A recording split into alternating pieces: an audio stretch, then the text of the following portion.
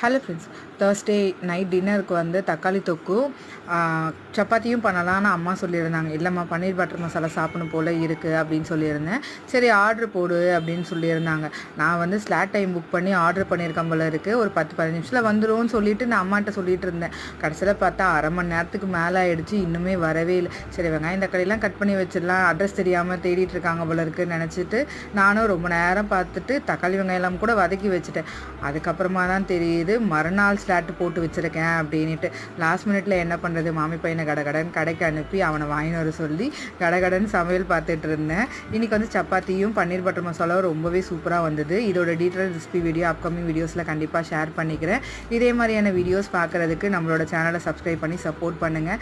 சப்பாத்தி செஞ்சால் யாருக்கு ஜாலியோ இல்லையோ, என் பையனுக்கு தான் ரொம்ப ஜாலி. அவன் செஞ்ச சப்பாத்தியெல்லாம் சுட்டு கொடுத்தே ஆகணும்னு சொல்லிட்டு ஒரே வம்பு பண்ணியிருந்தான்.